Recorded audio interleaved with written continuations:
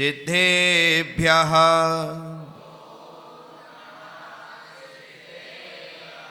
ॐ नमः सिद्धेभ्यः ॐ नमः सिद्धेभ्यः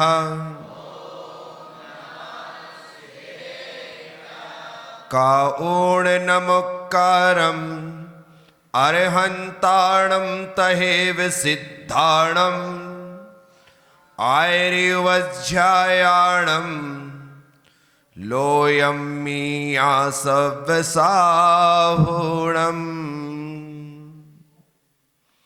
24 तीर्थंकर भगवान की, मूल नायक श्री शांतिनाथ भगवान की, विश्व प्रभु भगवान महावीर स्वामी की, गुरु गौतम स्वामी की, 20वीं सदी के प्रथमाचार्य चारित्र चक्रवर्ती श्री शांत सागर जी महाराज की, आचार्य गुरुवर श्री पुष्पदंत सागर जी महाराज की, तपोभूमि प्रणेता आचार्य श्री प्रज्ञा सागर जी महाराज की, आचार्य संघ की, उपस्थित भव्यात्मा, अनगार धर्मामृत जी में पंडित श्री आशाधर जी लिखते हुए कहते हैं, पुण्यम ही सम्मुखीन चेत सुखोपाय सतेन किम न पुण्यम सम्मुखीनम चेत सुखोपाय सतेन किम। पुण्य का उदय हो तो सुख के सैकड़ों उपाय करने का प्रयोजन क्या है, और पुण्य का उदय ना हो तो सुख के सैकड़ों उपाय करने का प्रयोजन क्या है। पुण्य के उदय होने पर सुख आगे आगे चलता है। इसीलिए प्रतिदिन पुण्य कमाया करो। पैसा कमाने के लिए सप्ताह में 1-2 तुम्हें जितनी छुट्टियां रखना है रख लो, लेकिन पुण्य कमाने के लिए एक भी दिन की छुट्टी नहीं होनी चाहिए। पैसा ना कमाओ चलेगा, लेकिन बिना पुण्य के एक दिन भी नहीं चलेगा। प्रतिदिन पुण्यार्जन होना चाहिए। भगवान जिनेंद्र के दर्शन यह पुण्य कमाने का पहला कारण। सम्यक दर्शन के बाह्य कारणों में पहला कारण जिन बिंब दर्शन है। जिन भगवान जिनेंद्र के दर्शन से सम्यक दर्शन की दौलत प्राप्त हो सकती है, समझिएगा दर्शन करने से कैसा 3700 पुण्य का अर्जन होता है। एक भी दिन बिना जिन दर्शन के ना जाए, ऐसा पुरुषार्थ कर। क्योंकि जब इस जीव का तीव्र पाप कर्म का उदय आता है, उस दिन भगवान जिनेंद्र के दर्शन से वह जीव वंचित रह जाता है। और जिस दिन इस जीव का तीव्र पुण्य का उदय आता है, उस दिन एक दिन में कई जिनालयों के दर्शनों का लाभ मिल जाता है। ये पुण्य की बात है। लोग कहते हैं धूप दशमी के दिन हम तो सब मंदिर जाते हैं। अरे भाई, तूने साल भर में इतना पुण्य इकट्ठा किया कि आज 108 मंदिरों के दर्शनों का तुझे अवसर प्राप्त हो गया। ये पुण्य की बदौलत ही है, अन्यथा लोग तो अपने उपनगर में बने हुए जिनालय के दर्शन नहीं कर पाते। दर्शन तो दूर है, उस दिन मंदिर के सामने से भी नहीं निकल पाते। तो पुण्य इकट्ठा करना है, क्योंकि भगवान कुंद कुंद स्वामी कहते हैं पुण्य फला अरिहंता। क्या कहते हैं? बोलो, सब बोलो। जिसे बोलना नहीं आता वो भी बोलो। पुण्य फला अरिहंता। क्या कहा भगवान कुंद कुंद स्वामी ने? ए अरिहंत का जो पद है ये पुण्य का फल है। किसका फल है? अरिहंत का जो पद है वो पुण्य का फल है। किसका फल है? वाह वाह वाह। ऐसा बिरवा बो पुण्य का, ऐसा वृक्ष लगाओ पुण्य का। आज नहीं तो कल, कल नहीं तो परसों, परसों नहीं तो साल भर, 2 साल, 10 साल बाद यदि उसमें एक फल लग गया तो समझना तुम्हारा जीवन सार्थक हो गया। इस जीवन में हमें पुण्य का वृक्ष लगाना है। आपने कभी रुद्राक्ष देखा हो? रुद्राक्ष देखा है? रुद्राक्ष के पेड़ ठंडे इलाकों में अर्थात नेपाल आदि में बहुत होते, और सैकड़ों हजारों पेड़ों में किसी एकाध पेड़ में एक मुखी रुद्राक्ष पैदा होता है। किसने? हजारों लाखों पेड़ों में किसी एक में एक मुखी रुद्राक्ष पैदा होता है।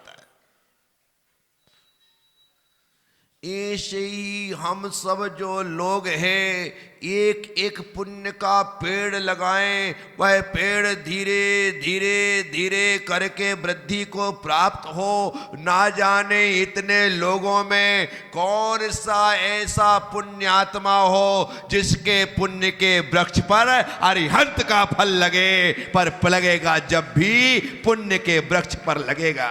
कहाँ लगेगा? जब भी अरिहंत का फल लगेगा। बोलो, जोर से बोलो, मुझे कम सुनाई देता है। क्या? पुण्य के वृक्ष में ही अरिहंत का फल लगेगा। आज यदि मैं संत बना हूं ना, तो इस पुण्य के वृक्ष में इस संत का फल लगा है। आप यदि श्रावक बने हैं तो इस पुण्य के वृक्ष में श्रावक का फल लगा है। ये माता पिता बन रहे हैं तो पुण्य के वृक्ष में माता पिता का फल लगा है पुण्य के वृक्ष में। किसमें?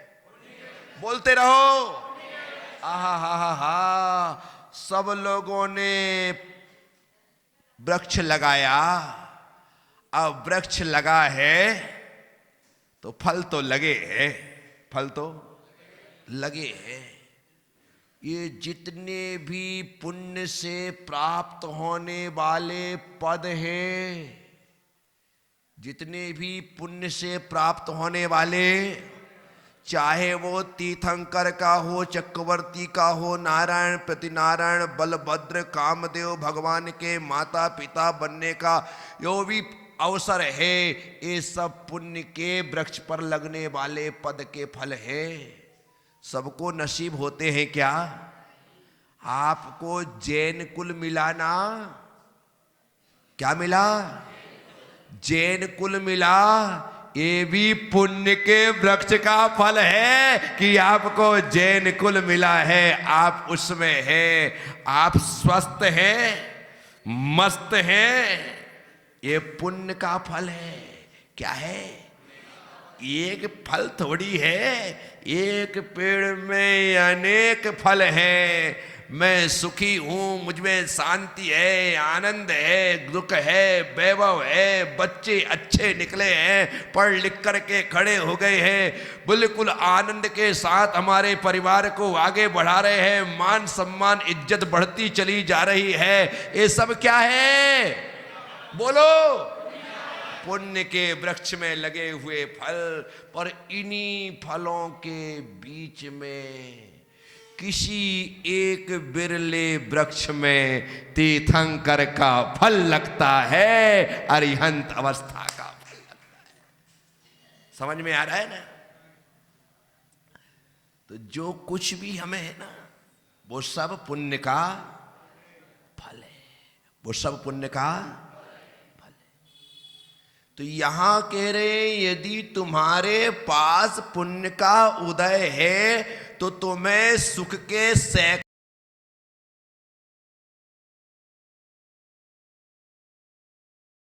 उपाय करने की जरूरत नहीं है, और पुण्य का उदय नहीं है तो भी तुम्हें सुख के उपाय करने की जरूरत, क्योंकि जो सुख है वो पुण्य से प्राप्त होता है। किससे प्राप्त होता है? पुण्य से प्राप्त होता है। सुख जो है पुण्य से प्राप्त होता है, और आपके पास पुण्य ही नहीं है तो सुख कहां से मिलेगा? इसीलिए पाप से बचना, पुण्य रोज करना। पाप से पुण्य रोज करना, एक बार नहीं बार बार, एक बार नहीं बार बार। यहां भगवान के दर्शन किए, यहां पर भंडार में तुमने 10 रुपया डाल दिया तो ये मत सोचना हो गया मेरा काम। यदि जहां दर्शन कर रहे हो तुम्हारी ताकत है तो हर भंडार में 10-10 रुपए डालो, हर भंडार में दान करो। बराबर तरीके से ये प्रक्रिया जारी रहनी चाहिए। किसान खेत में एक बीज बोता है कि अनेक बीज बोता है? जल्दी बोलो। अनेक बीज गिन गिन के बोता है या बिना गिने बोता है? जल्दी बोलो फटाफट। है बराबर बोलते हैं ना भाई, कहीं गलती ना हो जाए, ध्यान रखना। मैं सब बातें आपको बिल्कुल सीधे सीधे हिंदी में समझा रहा हूं। क्या किसान बीज बोता है तो एक बोता है, अनेक बोता है? आपने कहा अनेक बोता है। गिन गिन के बोता है, बिना गिने बोता है? बिना गिने। जेब में हाथ डाला करो ना, देखा मत करो कि 100 का नोट आ रहा है कि 500 का आ रहा है या 200 का आ रहा है, 10 का आ रहा है। हाथ डाल करके डाल देने का, जो गया गया। इसको कहते हैं दान। अभी तो हम देखते जेब में हाथ डालते, पर्स खोलते, उसमें से 10 का नोट निकालते, वो भी पुराना वाला।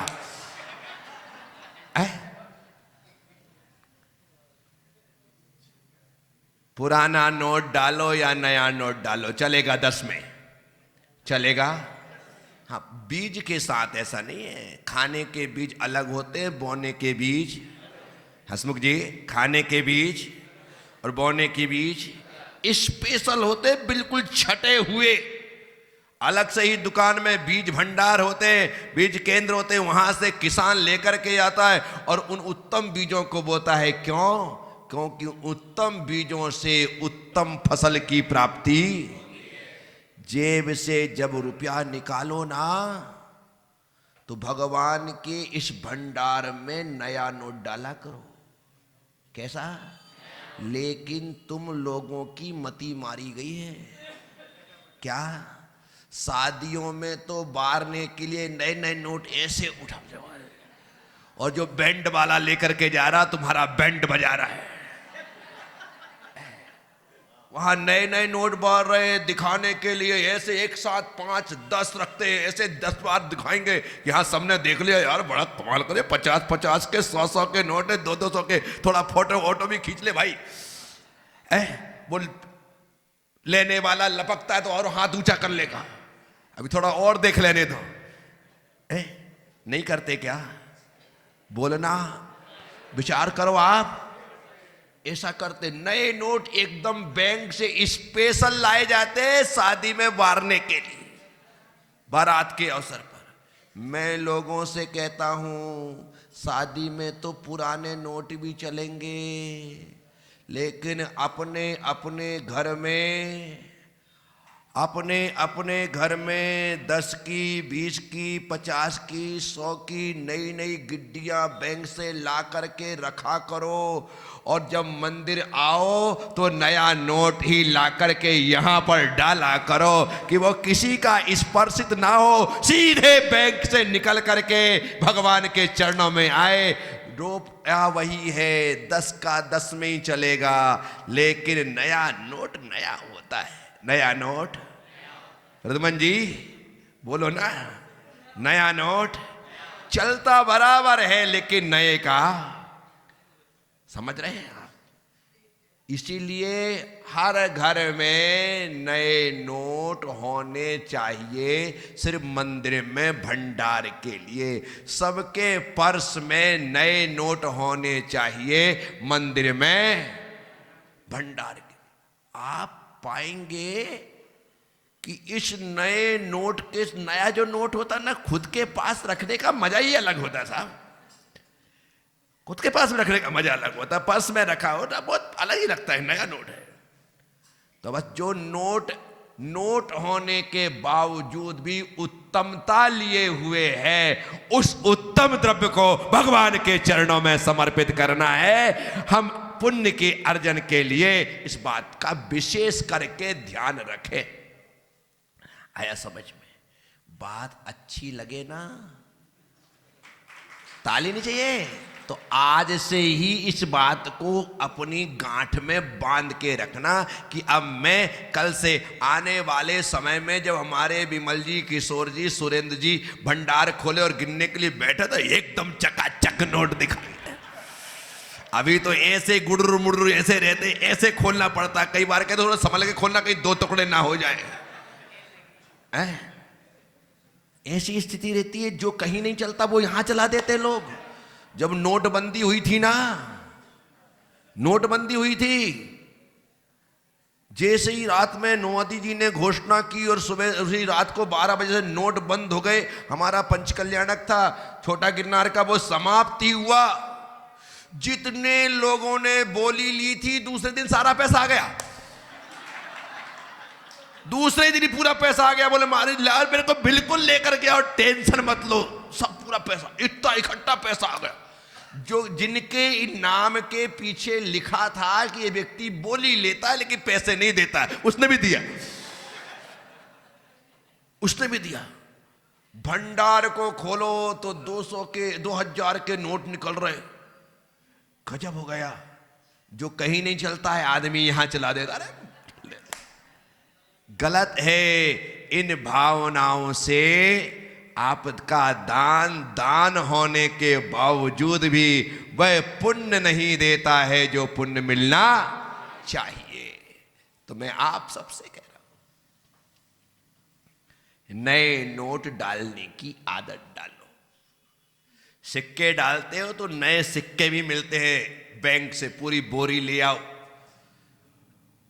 1 के लाना है तो 1 के मिल जाएंगे आपको, 2 के लाना है 2 के, 5 के लाना है 5 के, 10 के लाना है 10 के, आपको मिल जाएंगे बिल्कुल न्यू ब्रांड। ला के रख ले इकट्ठे। बोले क्यों लाए? बोले भगवान, जैसे हम बहुत सारी चीज ला के रखते हैं ना, तो ये चीज भी ला करके रखने के जैसी है कि हम जब भी भगवान के चरणों में समर्पित करेंगे, नया रुपया नया सिक्का ही डालेंगे। ऐसा फिर आप देखो कि उस द्रव्य का हमें कैसा पुण्य मिलता है। उत्तम बीज बोने वाला किसान उत्तम फसल काट के लाता है, उसी प्रकार से उत्तम दान देने वाला साधक उत्तम फल प्राप्त करता है। तो मैं आप सबसे कहता हूं, यदि आपके पुण्य का उदय है तो सुख का उपाय करने की जरूरत नहीं, और आपका यदि पाप का उदय है तो सुख के उपाय का कोई अर्थ नहीं। मैं नहीं, यहां पर ग्रंथराज में कहा जा रहा। साथियों, पुण्य कमाओ, रोज कमाओ। ये सबसे बड़ा मजा पुण्य कमाने का ये है महावीर जी, सबसे बड़ा मजा ये है कि पैसा कमाने के लिए तो बाजार जाना पड़ता है, लेकिन पुण्य कमाने के लिए आप घर में भी कमा सकते हो, मंदिर में कमा सकते हो, रास्ते चलते कमा सकते हो, कहीं भी कमा सकते हो। इसके लिए पर्टिकुलर कोई स्थान नहीं है। घर में बैठ जाओ, आंख मूंद करके 2 माला फेर लो, वहीं पर कमा लिए आपने 216 रुपया।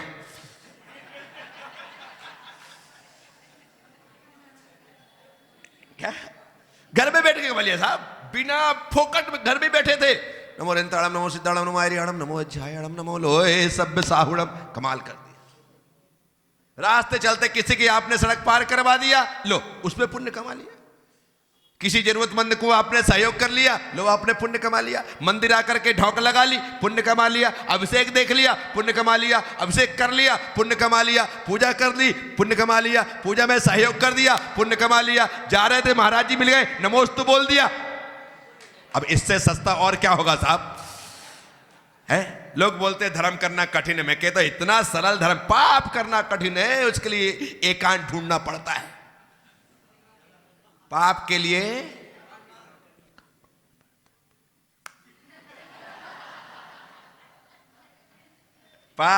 एकांत ढूंढना पड़ता है, अकेले होना पड़ता है, दरवाजे बंद करना पड़ता है, पर्दा गिराना पड़ता है, लाइट बंद करना पड़ता है, ऐसा करना पड़ता है, पीछे छुपके जाना पड़ता है। कुछ भी, चाहे सिगरेट पीने वाला हो, बीड़ी पीने वाला हो, कुछ भी करने वाला हो तो देखता है कोई तो है।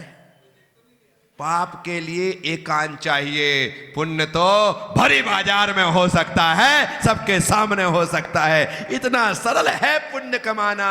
लेकिन तुमने यदि कसम खा रखी हो कि हमें नहीं कमाना है, तो फिर मैं प्रज्ञा सागर तुम्हारा कुछ भी नहीं कर सकता। साथियों, आप सबसे कह रहा, ये अवसर जब जब हमें पुण्य कमाने का मिले, पुण्य कमाते रहना। क्योंकि जितना तुम्हारा पुण्य का बैलेंस होगा, तुम्हारे जीवन में उतना सुख होगा। यदि पुण्य का बैलेंस नहीं है तो तुम्हारे जीवन में सुख हो ही नहीं सकता है। यह मान करके चलिए। क्या मान के चलिए?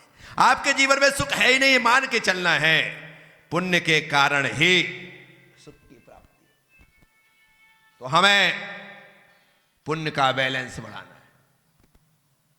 रोज बढ़ाओ, जितना बढ़ा सकते उतना बढ़ाओ। बैंक बैलेंस नहीं, पुण्य का बैलेंस। बैंक में लाखों हैं, करोड़ों हैं, वो किसके पास जाने वो तुम्हें ही पता नहीं है। लेकिन पुण्य का बैलेंस है, वो तुम्हारे ही साथ जाने वाला है। ये मुझे पता है, सबको पता है और सब जानते हैं। तो जो हमारे साथ जाए वो करो ना भाई। तो इसलिए पुण्य पुण्य पुण्य बढ़ाना है, रोज रोज बढ़ाना है। और जब पुण्य बढ़े तो पुण्य को खर्चा मत करना। जितना कम हो सके उतना कम खर्चा करना। यूं होशियारी में बांटने की जरूरत। जब पुण्य बढ़ जाता है तो भौतिक पदार्थ हमारे पास दौड़ दौड़ के आते हैं और आप उन्हें एक्सेप्ट कर लेते हो तो आपका पुण्य खर्च होने लग जाता है। क्या होने लग जाता है? जो चीज मिल रही है लोग कहेंगे और इनका कितना पुण्य का उदय है, पुण्य का उदय है। लेकिन लेने पर देना भी पड़ता है। किसी दुकान में जाकर के खड़े हो जाओ, चीज पसंद आ रही है, तुम ले रहे हो तो जेब ढीली होती है। क्या आप ले तो लोगे, लेकिन बोलो ना। हाँ, तो इसीलिए आप कुछ भी लेंगे, दुकान से लेंगे तो पैसा खत्म होगा और आपके पुण्य से यदि वो पदार्थ मिल रहे हैं और ग्रहण करेंगे तो आपका पुण्य भी कम होगा। इसलिए जितनी जरूरत है उतना ही लेना। पुण्य के खर्चे के मामले में कंजूस नहीं, मक्खी चूस बनो। क्या? पुण्य के खर्चे के मामले में किशोर जी मक्खी चूस बन जाओ, लेकिन पैसे के खर्चे के मामले में एकदम दाता उदार हो जाओ कि सब ले लो, मुझे नहीं चाहिए। क्योंकि जो उदारता से दान देता है उसके यहां पर पुण्य खजाना भरता रहता है। इसलिए हमें इस बात को बराबर तरीके से ध्यान में रखना है। तो क्या समझ में आया? पैसा खर्च करने में उदार बनो, दाता बनो, बोलो हाँ। लेकिन पुण्य खर्च करने में कंजूस बनो, मक्खी चूस बनो। पुण्य को खर्चा वो काम लगेगा बाद में। पुण्य का उदय होगा ना तो प्राण भी हंसते हुए निकलेंगे, और पाप का उदय होगा तो प्राण भी रोते हुए जाएंगे। तो इतना पुण्य कमा के रखना कि मरते समय हंसते हुए समाधि पूर्वक इस संसार से विदा हो, इतना पुण्य हमें कमा करके रखना। तो साथियों, पंडित आशाधर जी साहब इस अनगार धर्मामृत जी में जो 2 पंक्तियों के माध्यम से हमें उपदेश दे रहे हैं कि सुख का साधन जुटाने की जरूरत नहीं है, क्योंकि पुण्य का उदय होगा तो सुख ही सुख मिलने वाला है। इसलिए प्रतिदिन 2 पुण्य जरूर किया करो। प्रतिदिन 2 पुण्य जरूर किया करो। एक इस जीवन के सुख के लिए, एक उस जीवन के सुख के लिए। क्या? एक इस जीवन के सुख के लिए, एक उस जीवन। मेरे पिताजी मुझे जेब खर्च के लिए पॉकेट मनी के रूप में प्रतिदिन 10 पैसा देते थे। कितना? 10 पैसा। इससे ज्यादा अपनी वैल्यू नहीं थी। पर ये यूं कहें कि उस समय 10 पैसे की बहुत वैल्यू थी। क्या? 2 चीजें कहने का तरीका है, आप कैसा कहना चाहे। और अपनी कोई कीमत नहीं, 10 पैसे के लायक था, पर उस समय 10 पैसे की बहुत वैल्यू थी। हसमुख जी, आपको भी 10 पैसे ही मिलते रहेंगे, इससे ज्यादा क्या मिलेंगे? 5 ही मिलते थे। हाँ, आप हमसे कम हो, हमारे बाप थोड़ा ज्यादा देते थे। खुशी। क्या? 10 पैसे देते साहब। 5 पैसे का इंटरवल में स्कूल की जो छुट्टी होती थी, 5 पैसे में एक विद्याबाई करके हमारे पीपल के पेड़ के नीचे चना और मुर्रा बेचती थी। 5 पैसे में चना मुर्रा से दोनों जेब भर लेते थे और 5 पैसे ला करके गुल्लक में डालते थे कि गर्मी की छुट्टी में बर्फ खाएंगे। बर्फ का ऐसा 5 पैसे। तो 2 पुण्य करो। पिताजी ने 10 पैसे दिए, 10 में 5 खर्च करके 5 बचा लिए। आपको भी 2 पुण्य करना है, एक इस जन्म को सुख के लिए और एक बचा के रखो ताकि अगले जन्म के सुख के लिए वह पुण्य काम आता रहे। तो मैं आप सबसे कहता हूं, इतना तो करना ही पड़ेगा ना। 2 पुण्य तो रोज। 100 पाप करते हो, 2 पुण्य किया करो। पुण्य पाप से भारी होता है। क्या? पुण्य पाप से भारी होता है। 2 पुण्य 100 पाप को पछाड़ देता है। इसलिए जितना हम पुण्य कर सकते हैं उतना पुण्य करना चाहिए। कम से कम 2 पुण्य तो जरूर करना चाहिए। एक सो के उठने के बाद, एक सोने से पहले। बस ओपनिंग और क्लोजिंग पुण्य और पुण्य से हो, बीच में जो हो रहा है चलने दो।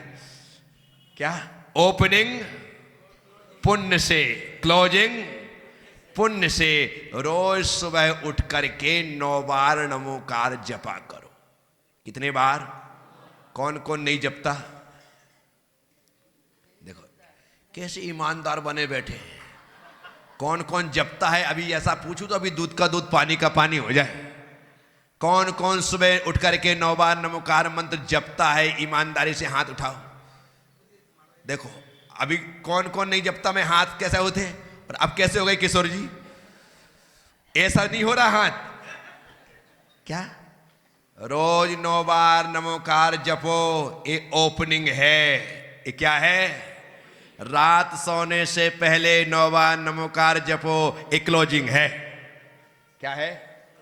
नमोकार से शुरुआत और नमोकार से अंत निश्चित तौर पर अच्छा होगा आपके जीवन का अंत। इसलिए मैं लोगों से कहता हूं कि ओपनिंग और क्लोजिंग अच्छी होनी चाहिए, और नमोकार से अच्छी ओपनिंग और नमोकार से अच्छी क्लोजिंग दूसरी। तो जो नहीं जपते हैं किशोर जी जैसे लोग, वो आज रात से क्लोजिंग प्रारंभ करेंगे और कल से ओपनिंग।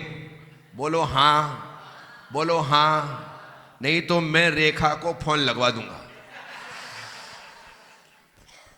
क्या सभी लोगों को 9 बार नमोकार मंत्र सोते समय और उठते समय जपना है? कौन कौन जपेगा कल से? ईमानदारी से बिल्कुल हाथ उठा करके बोलो। अच्छे उठाओ हाथ बराबर, फटाफट 1 2 3। आय हाय हाय हाय हाय, क्या करना है? रोज ओपनिंग और क्लोजिंग नमोकार से। किससे? जो करते हैं वो तो करेंगे ही, जो नहीं करते हैं उन लोगों को भी इस प्रक्रिया में जुड़ करके अपने जीवन का, अपने दिन का शुभारंभ और अंत अरिहंत के नाम से करना है। यही एक संत का उपदेश और आदेश आप लोगों के लिए है। आपने सुना है, बस इतना ही पुण्य के लिए। उसके बाद तो जो हम करते हैं वो सब कुछ करते रहना है, लेकिन ओपनिंग अच्छी होना चाहिए और क्लोजिंग। टीवी देखते देखते सो गए, मोबाइल चलाते चलाते सो गए, मोबाइल बाजू में गिर गया, ये क्या बेवकूफी है? अरे बढ़िया इत्मीनान से सब कुछ बंद कर करा करके 9 बार नमोकार मंत्र जपो और लेट जाओ।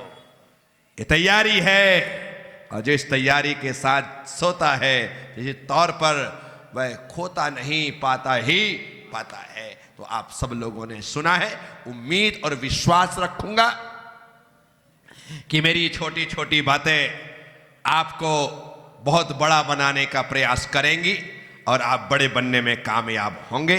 बस इतनी ही बात। ओम नमः, सबसे क्षमा, सबको क्षमा। जय गुरुदेव, जय महावीर।